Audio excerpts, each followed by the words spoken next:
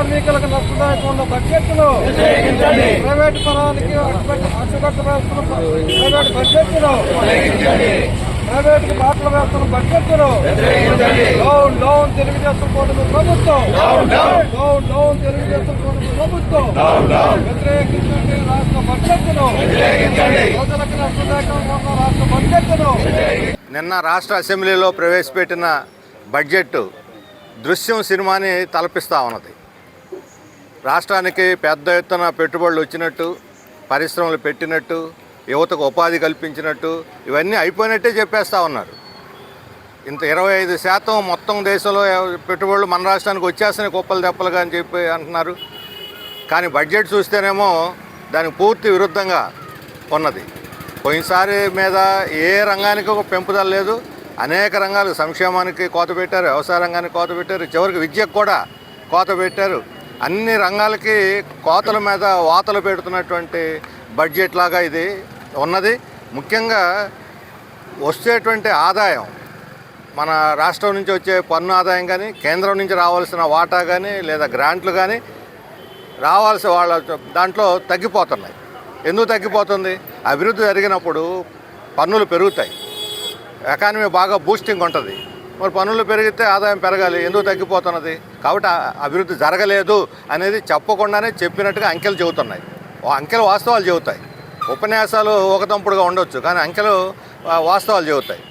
అందువల్ల అభివృద్ధి అనేది ఈ 2.5 సంవత్సరాల్లో జరిగింది సున్నా. పైగా ఈరోజు 75,000 కోట్లు లోటు, 3,32,000 కోట్లు బడ్జెట్ అని 75,000 అప్పు తెస్తే రేపొద్దున అది చాలకపోతే ఇంకా అప్పులు తెసి అప్పులను ఎవరు భరిస్తారు? వడ్డీలు ఎవరు కడతారు? ఇప్పుడు దాదాపు 98,000 కోట్ల రూపాయలు పెట్టుబడికి కోసం తెస్తున్నా ఉన్నారు. అప్పులు అందులో అత్యధిక భాగం. కానీ పెట్టుబడి వ్యయమేమో 54,000 కోట్లు. అంటే ఈ మధ్యలో గ్యాప్ ఎందుకు వచ్చింది? పెట్టుబడి కోసం తెచ్చినటువంటి అప్పులు పెట్టుబడి కాకుండా వేరే దానికి తరలిస్తున్నారా? యూత్ వాళ్ళకి నిరుద్యోగ వృత్తి ఇస్తూ ఉన్నారు. పోయినసారి కూడా మళ్ళీ లోకేష్ చెప్పాడు నిరుద్యోగ వృత్తి అమలు జరిగిపోద్ది ఈ సంవత్సరం నుంచి అని. మహిళలకు 1,500 శ్రీధనం ఇస్తామని చెప్పి అన్నారు, అది లేదు. ఈ సూపర్ 6 అమలు జరిపామని చెబుతున్నారు. మరి ఏం అమలు జరిపారు? ఈ సూపర్ 6లో భాగం ఇవి.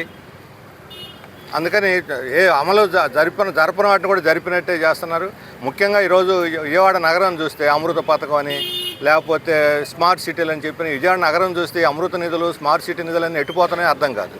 మొత్తం మురికివాడలు ఎటు చూసిన డ్రైనేజ్ సిస్టమ్, వర్షం వస్తే అటు తిరగటానికి వీలుండదు, దోమలమయం, విపరీతంగా దోమలు ఉన్నాయి. ఏం అభివృద్ధి? రాజధాని నగరం విజయవాడే ఎలాగ ఉంటే ఇక మిగతా పట్టణాల అభివృద్ధి గురించి చెప్పాల్సిన అవసరం లేదు. ఈ టౌన్లోనే విజయవాడ కావచ్చు, విశాఖ, నెల్లూరు ఇలాంటి టౌన్స్లో లక్షలాది మంది ఇళ్ళు లేక కాలువ గట్లు వేసుకున్నట్టు పట్టాలు లేవు, వాళ్ళకి సరైన నివాస సౌకర్యం లేదు. మరి ఏ రకంగా అభివృద్ధి చేస్తారు పేదవాళ్ళని మీరు?